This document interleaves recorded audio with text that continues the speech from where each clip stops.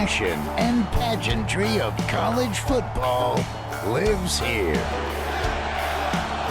This is the Paul Finebaum Show, Hour 4 podcast. This might be college football heaven. We're back. One more hour to go. It's been a busy afternoon here. Let's continue with more of your phone calls. And AC, always a positive call here. Good afternoon. Good afternoon, sir. How you feeling? Thank you so much for taking my call. Thank you. Mr. Finebaum, let's talk about that little idiot Expired. Such a beautiful name. Always Expired. When I look at my Expired product, I throw them out. When I look at my Expired product, I take my gun and I shoot them. This is how I feel about those stupid products, just like Texas A&M. I mean, Texas A&M have been expired forever, Mr. Finebaum. Such a beautiful name. Let me tell you something, jerk. You cannot hang with me. Even AJ cannot hang with me. Not even Matt in San Antonio could hang with me. So if I'm A&M fans, I would just say it. Texas, you are indeed my baby daddy, son. And as far as Fat Chris is concerned, nobody got time for you, punk-ass sucker. Does that guy really enjoy doing that every day? Does that cleanse him, purify him? It doesn't work for me. Deborah is up next.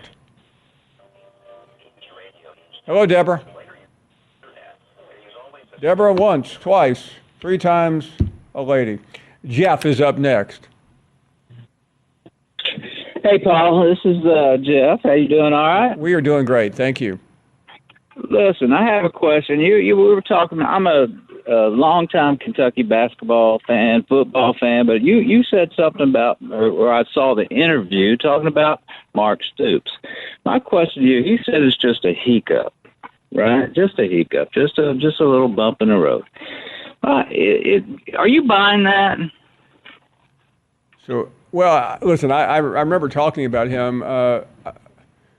I'll spare you all the platitudes that we've all been issuing from Mark Stoops over the many years, and we have. And until 2 years ago, I think they were all deserved.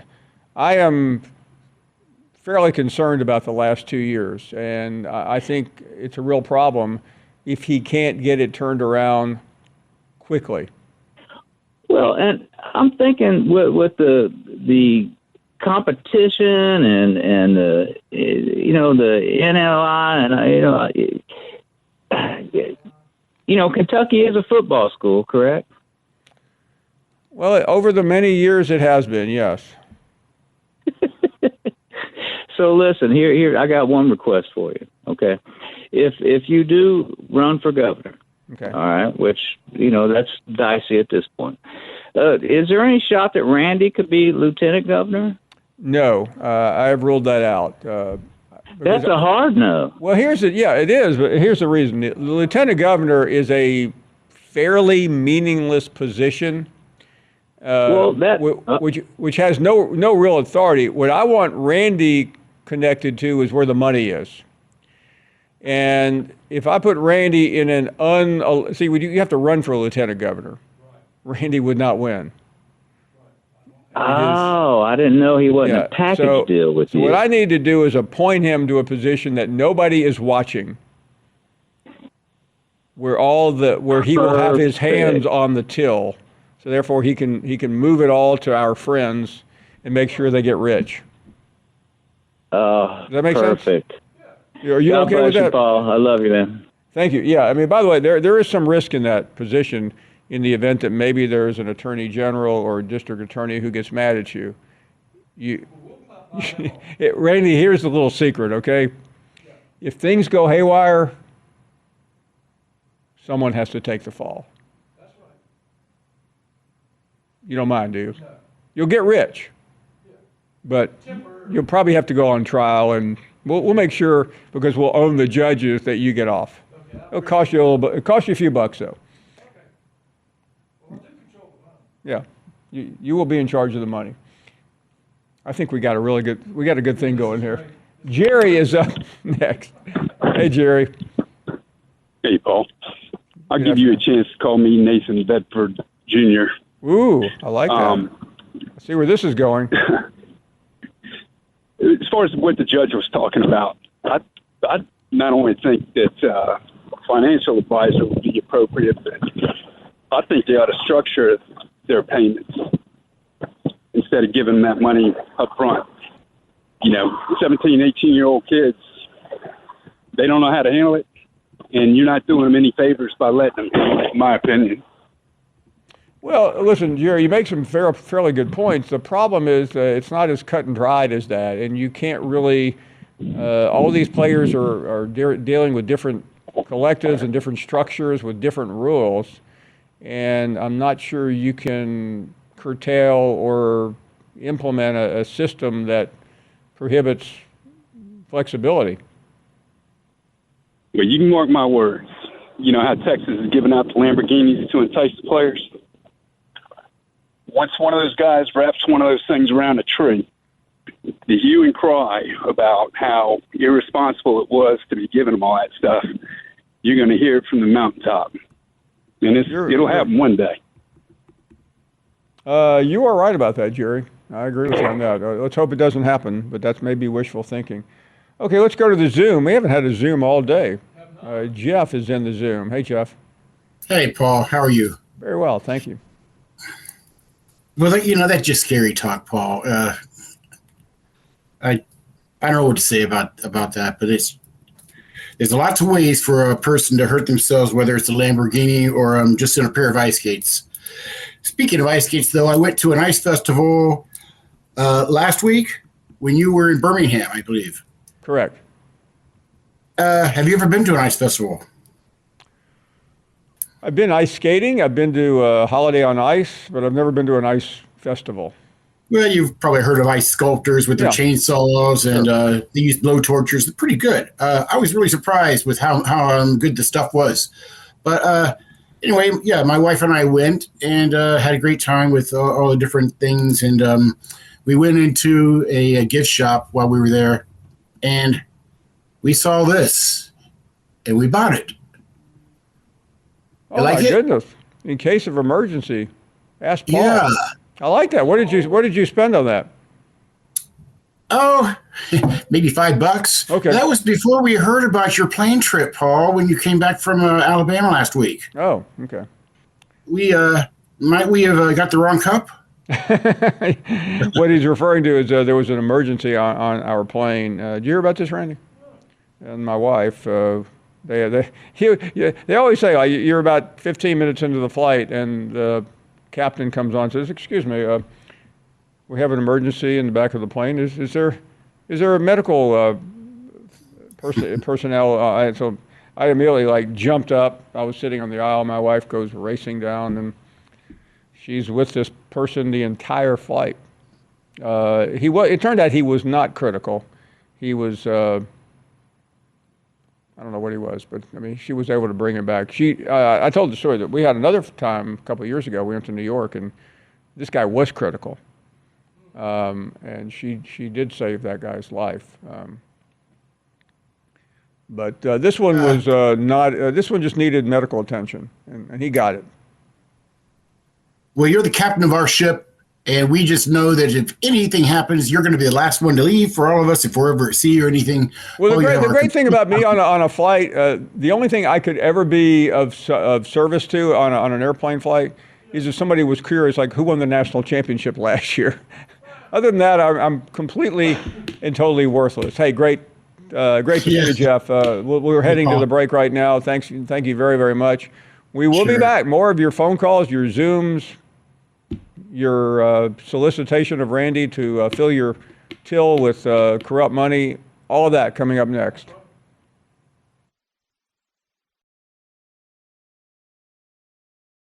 You're listening to the Paul Finebaum Show podcast.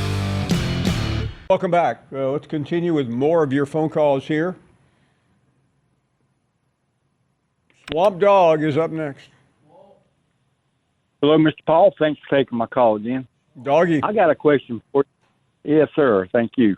About next year, when it comes to quarterbacks, if you had to pick one between Georgia and Alabama, which one would you say has the biggest concerns or questions as to who the quarterback's going to be or how good the quarterback will be?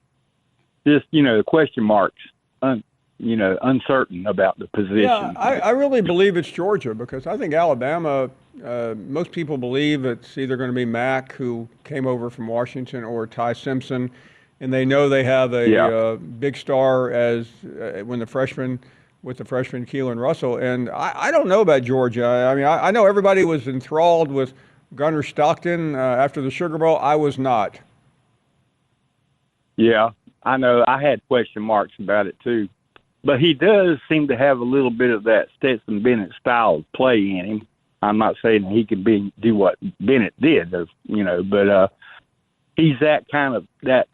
He moves like him, and he kind of. I think the backup has a chance to be really good based on what people say, but what do we know about him?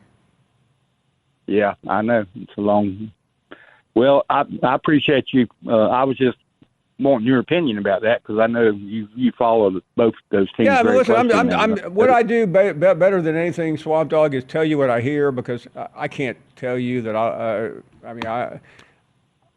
like Stockton. I think he was responsible for them winning the SEC game, and it wasn't his fault they lost to Georgia. It was some really bad coaching in some critical situations, but he also just did not wow me, which I was hoping he would. Thanks for the call. Jeff is up next in Columbus. What's going on, Paul? Jeff.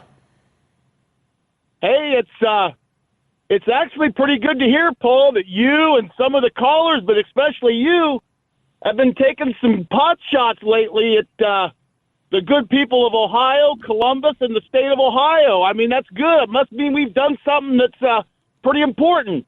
No, it's really just telling the truth about a crummy state. Yeah, I mean, I guess we must have beat down the SEC teams and won a natty, or you wouldn't be paying attention to us, Paul. No, Randy, didn't you always think Ohio was a terrible place to live even before the national championship? I think really during those 10 years, Ohio State did not win a title. I still thought the same of the state.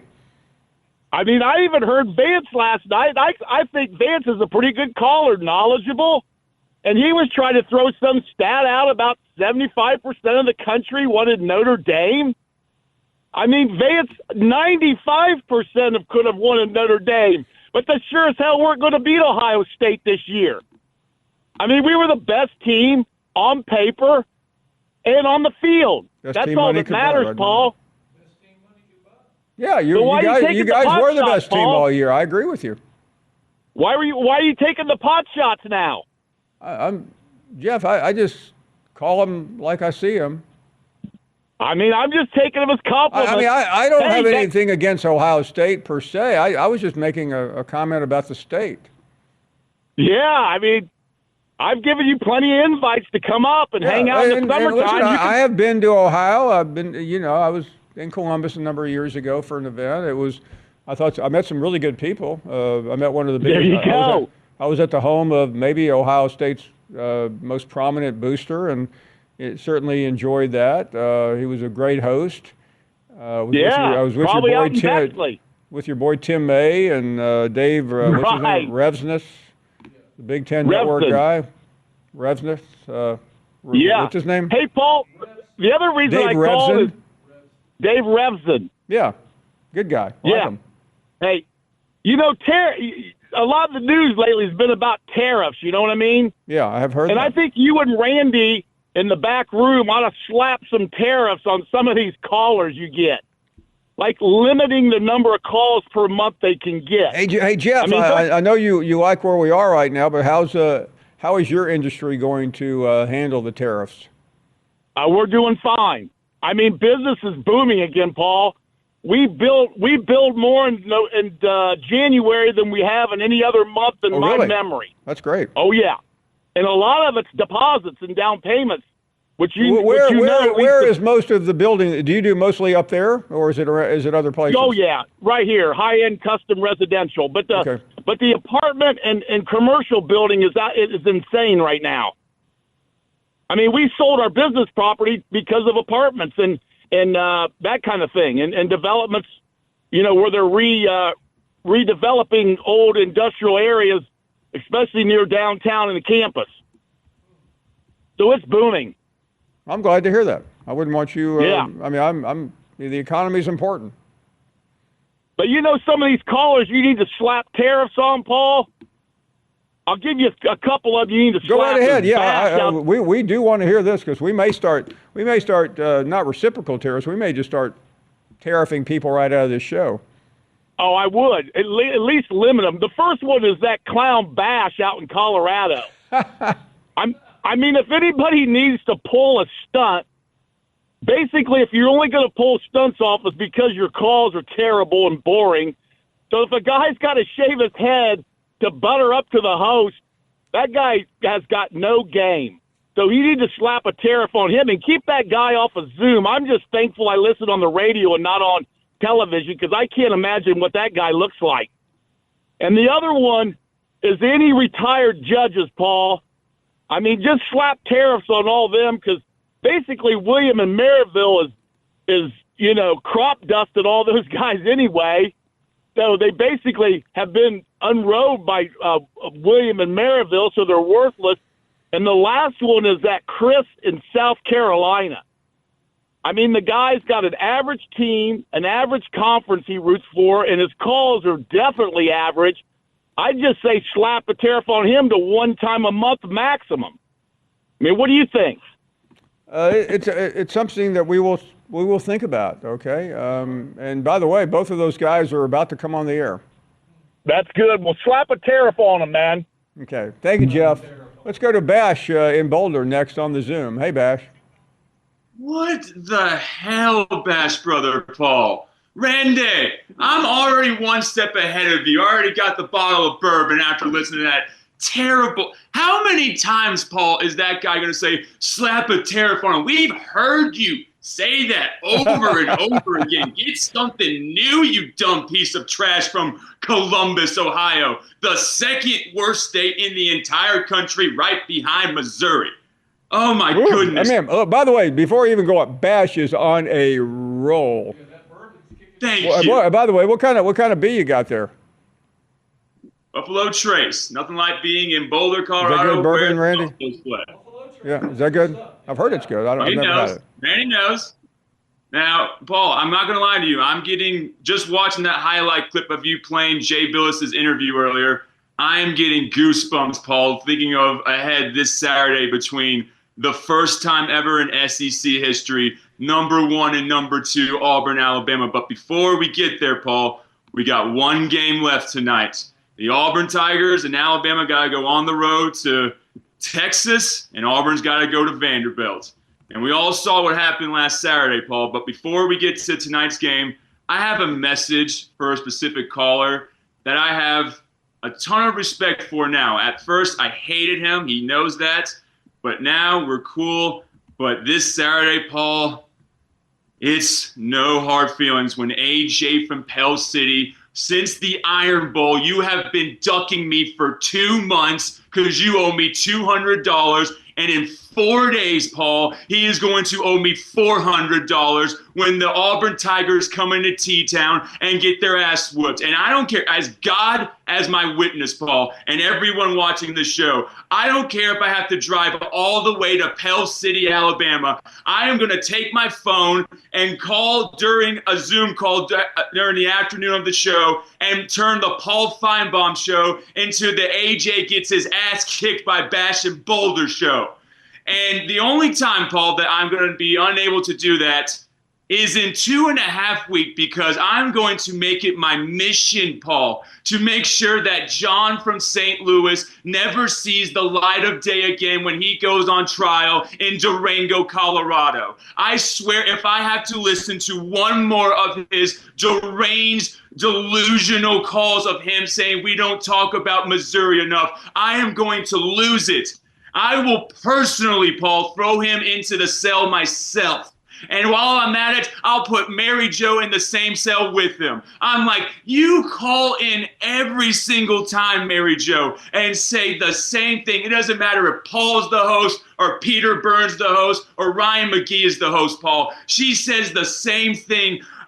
Paul, doesn't Eli Drinkowitz remind you of a young Nick Saban? No. What the hell are you smoking that makes you that delusional? That is the only thing that would define why you and John are from the mid, mediocre, Missouri.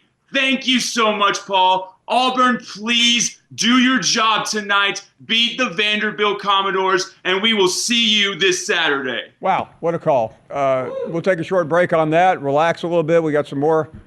Hold on a second. Oh, we actually have to go to another call here. Who are you going to go to? Who's it going to be? AJ. I can't make up my mind. Boyd is up next in San Antonio.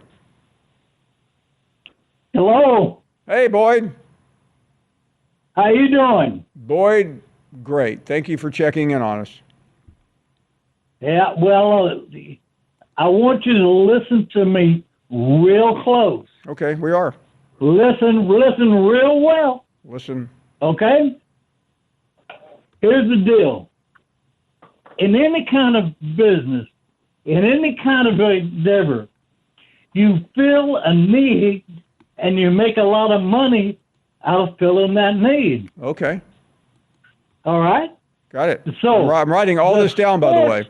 The sports world has a big need that needs to be filled. Okay. And yes. you can do it, Paul. What is it? What is it?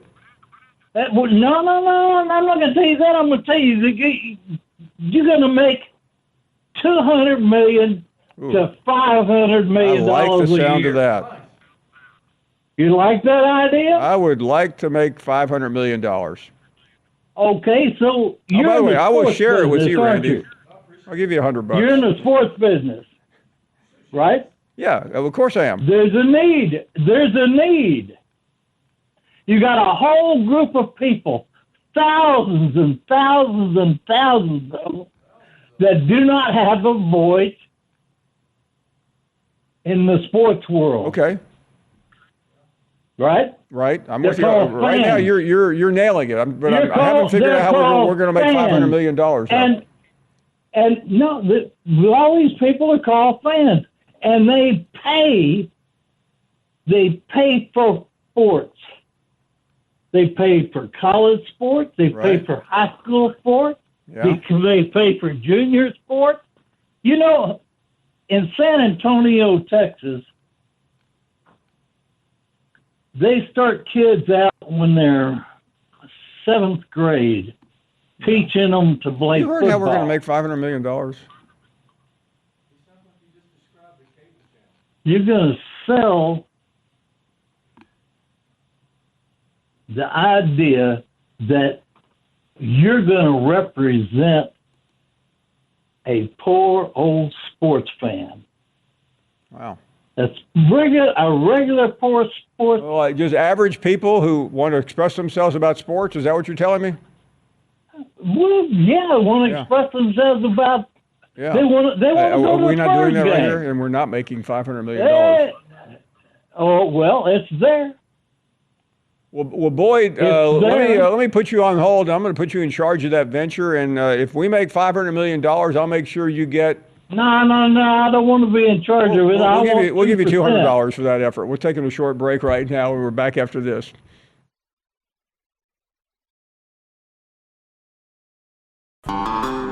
You're listening to the Paul Finebaum Show podcast.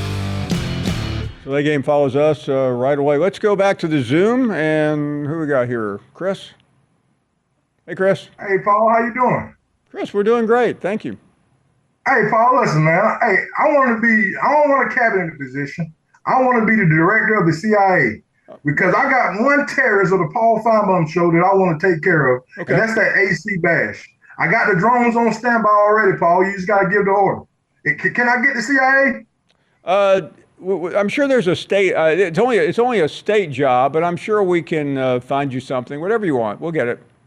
Yeah, I want him because between him and AC and another terrorist, that's Jeff from Ohio. You might well say everybody from Ohio is a terrorist for the SEC or the ACC. No, Jeff was not say. kind to you, Chris. Man, let me tell you something, Jeff.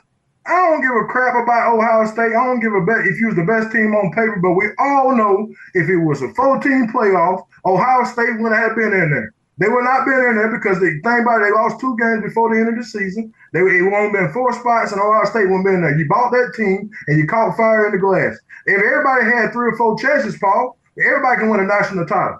But Ryan Day, to win one with all that talent, he had a first-round quarterback, 2 first-round wide receiver, all the talent that came through there in the last 8 years. And you mean to tell me that man couldn't do nothing with it?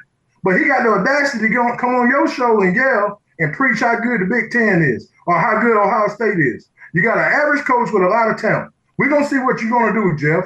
And this is not talking about you. This is not talking about you personal. This is talking about what you believe in. Just like I believe in Clemson and you believe in Ohio State. They ain't nothing until they get a good coach. And I hate to say it, Paul, Texas got an average coach. LSU got an average coach, but we talking about Ohio State right now, Paul. Give me the CIA because I'm ready to take care of Bash.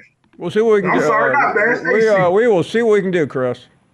Hey, I appreciate you, man. I ain't want to take much of your time, but you take care. I got to get back to these toilets. Always good. You take care of yourself. AJ, remember when AJ and Chris and Johnny B used to have their own network going? What's going on? Hey, AJ. We still got it going. It's thriving. Sorry. Yeah. Didn't realize. It's actually putting out better numbers than Bash's call. I can promise you that. Hey, let me ask you something. Bash had him was that a beer that he had? It should have been a damn glass of shut-up juice. Bourbon. It should have been a cup of shut-up juice because that is the weakest call I ever heard in my life. You going to drive down? You think I'm going to run from a bald-headed man? Bash, whoa, man, in your case. Like, I agree with Chris over there about him and AC from AC Bash. That's a good little one-liner right there. But, I mean, if you think that you're going to come over, if you think that we're going to lose to y'all Saturday, you done lost your damn mind. And you can drive all the way to Pell City because I will give you a free ass whooping and send you back to Neon Dion land, and you can sit up there and wait on your damn hair to grow. Won't you go get you one of them one of them little toys that you used to pour water on, Paul? The little thing that you pour water on it and the grass grows. Yeah, we had them as kids. My chia. Chia, that's what it was. That's right. But it ain't gonna be grass. It ain't gonna be grass that goes on his head. It's gonna be urine.